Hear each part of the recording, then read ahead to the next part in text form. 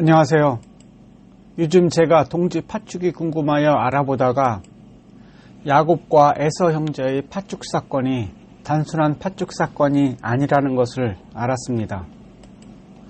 야곱 형제의 팥죽 사건은 이스라엘 백성들이 애굽에서 출애굽 전 있었던 유월절 의식, 그리고 출애굽 후 광야 시내산에서의 첫 유월절 의식, 예수님이 제자들과 나누었던 마지막 만찬 의식, 어린 양으로 이 세상에 오셔서 십자가에서 피 흘리고 돌아가신 예수님, 그리고 교회에서 이루어지는 성찬식을 나타내는 첫 그림자이며 모형이라는 것을 알았습니다. 출애굽 당시 모세가 하나님께서 하신 말씀을 장로들에게 전합니다. 모세가 이스라엘 모든 장로를 불러서 그들에게 이르되 너희는 가족대로 어린 양을 택하여 유월절 양으로 잡고 우슬초 묶음을 가져다가 그릇에 담은 피를 적셔서 그 피를 문 인방과 좌우 문설주에 뿌리고 아침까지 한 사람도 자기 집 문 밖에 나가지 말라. 여호와께서 애굽 사람들에게 재앙을 내리시려고 지나가실 때 문 인방과 좌우 문설주의 피를 보시면 여호와께서 그 문을 넘으시고 멸하는 자에게 너희 집에 들어가서 너희를 치지 못하게 하실 것임이니라. 너희는 이 일을 규례로 삼아 너희와 너희 자손이 영원히 지킬 것이니 너희는 여호와께서 허락하신 대로 너희에게 주시는 땅에 이를 때에 이 예식을 지킬 것이라. 이후에 너희의 자녀가 묻기를 이 예식이 무슨 뜻이냐 하거든 너희는 이르기를 이는 여호와 유월절 제사라. 여호와께서 애굽 사람에게 재앙을 내리실 때에 애굽에 있는 이스라엘 자손의 집을 넘으사 우리의 집을 구원하셨느니라 하라. 출애굽기 12장 21절로 27절 말씀입니다. 하나님께서는 이스라엘 백성들이 출애굽 후 하나님께서 주신 가나안 땅에 들어가서도 애굽에서 행하였던 유월절 의식을 행하라고 말씀합니다. 그리고 유월절 의식을 행할 때 혹시 너희들의 후손들이 유월절 의식에 대하여 무슨 뜻이냐 묻거든 애굽에서 있었던 일들을 자세히 알려주라고 말씀합니다. 제가 어렸을 때만 해도 집집마다 팥죽을 쑤어 먹었습니다. 그때만 해도 배고프던 시절이라 팥죽을 쑤면 팥죽을 먹기에 바빴습니다. 어느 누구도 매년 동짓날에 팥죽을 왜 먹는지에 대하여 궁금해하는 사람도 없었고 또한 물어보는 사람도 없었습니다. 단지 배고프던 시절 한 끼 맛있게 먹는데 정신이 팔려 있었기 때문입니다. 그렇다고 누가 팥죽을 먹는 이유에 대하여 알려주시는 분도 없었습니다. 우리들이 동짓날 팥죽을 아무런 의미 없이 먹었던 것처럼 이스라엘 백성들도 하나님이 주신 가나안 땅에서 행하는 유월절 의식을 아무런 의미도 모른 채 행하였던 것은 아닐까요? 하나님께서는 분명히 모세를 통해 가나안 땅에 들어가서 유월절 의식을 행할 때 후손들이 의식에 대하여 묻거든 이야기를 해주라 말씀하셨는데 이스라엘 백성들의 후손들은 유월절 의식에 대하여 전혀 궁금해하지도 않았고 조상들에게 묻지도 않고 단지 유월절 의식만 행하였던 것 같습니다. 우리도 수천 년 동안 동짓날 팥죽을 해먹는 전통이 전해져 내려왔지만 누구도 팥죽을 왜 해먹느냐고 묻지 않는 것처럼 이제 세월이 흘러 전통적으로 전해져 내려오는 팥죽도 이제는 팥죽 전문점에서 사 먹어야 하는 시대가 되었습니다. 여러분, 혹시 팥죽을 먹을 때 자녀들이 팥죽에 대하여 묻거든 말씀해 주십시오. 동짓날 팥죽을 먹는 유래에 대하여, 그리고 동지 팥죽과 유월절, 예수님과 제자들이 만찬, 그리고 교회에서 행하는 성찬식에 대하여 설명해 주십시오. 야곱과 에서 형제의 팥죽 사건.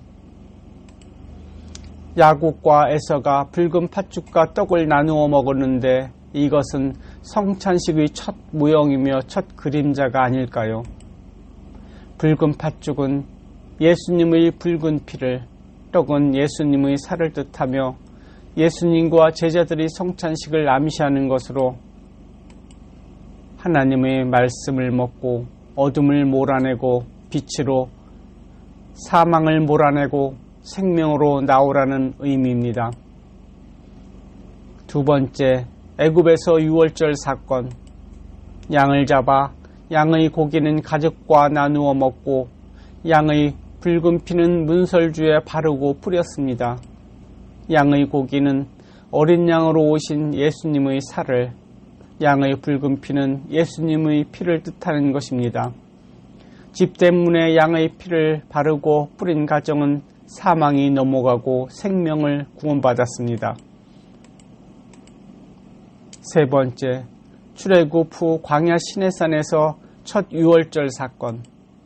양을 잡아 양의 피는 양의 붉은 피를 제단에 바르고 뿌리며 백성들에게 뿌리는 행위는 앞으로 어린 양으로 오실 예수님의 피로 몸된 성전인 내가 핏뿌림을 받고 구원받는 것입니다. 네 번째, 예수님의 마지막 날 밤 만찬 사건. 예수님의 살과 붉은 피를 먹고 마시라는 예수님의 말씀은 말씀이 육신이 되어 세상에 오신 예수님은 곧 말씀입니다. 예수님의 살과 피를 마시라는 뜻은 곧 하나님의 말씀을 먹고 마시라는 뜻입니다. 예수님의 살과 붉은 피는 야곱 형 에서에게 준 떡과 붉은 팥죽을 뜻합니다. 이스라엘 백성들이 지금까지 애굽, 광야, 가나안에서 벌어진 사건들과 우리나라에서 수천 년 동안 전통적으로 전해 내려오는 동짓날의 팥죽 먹기 전에 집에서 행하여 오던 의식과 공통점이 있다고 생각하지 않습니까? 우리들이 어렸을 때 동짓날에 해먹던 팥죽의 역사를 거슬러 올라가면 혹시 4천여 년 전 야곱 형제의 팥죽 사건에서부터 시작되었던 것은 아닌지 생각해 봅니다. 하나님은 4천여 년 전 야곱 형제의 팥죽 사건을 통해 그리고 2000년 전 예수님의 마지막 만찬 사건들을 통해 우리에게 무엇인가 말씀하시려는 것은 아닐까요? 그래서 이런 생각을 한번 해보았습니다. 교회에서 1년에 몇 번씩 하는 성찬식. 저는 팥죽에 대하여 글을 쓰다가 생각해보니 교회에서 선창식 때 사용하는 빵과 포도주 대신에 팥죽을 사용해보는 것은 어떨까 한번 생각해보았습니다.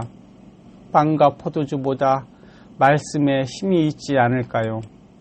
예전에 팥죽을 쑤어 사람들이 먹기 전에 귀신을 내쫓기 위해 집안 여기저기 곳곳에 팥죽을 갖다 놓은 일들을 회상하며 예수님의 살과 피를 먹고 마신다는 말은 곧 하나님의 말씀을 먹음으로 내 안에 있는 어둠의 세력과 죄를 몰아내고 사망에서 생명으로 거듭나는 것이 예수님께서 말씀하신 성찬식의 참뜻이 아닐까요?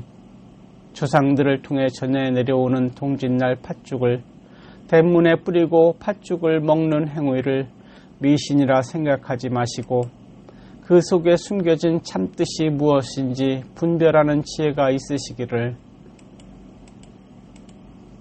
사도 바울이 이런 말씀을 하셨습니다. 하나님의 진노가 불의한 행동으로 진리를 가로막는 사람의 온갖 불경건함과 불의함을 겨냥하여 하늘로부터 나타났습니다. 하나님을 알만한 일이 사람들에게 환히 드러나 있습니다. 하나님께 그것을 훤히 드러내 주셨습니다. 이 세상 창조 때부터 하나님의 보이지 않는 속성, 곧 그분의 영원하신 능력과 신성은 사람이 지으신 만물을 보고서 깨닫게 되어 있습니다. 그러므로 사람들은 핑계를 댈 수가 없습니다. 사람들은 하나님을 알면서도 하나님을 하나님으로 영화롭게 해드리거나 감사를 드리기는커녕 오히려 생각이 허망해져서 그들의 지각 없는 마음이 어두워졌습니다.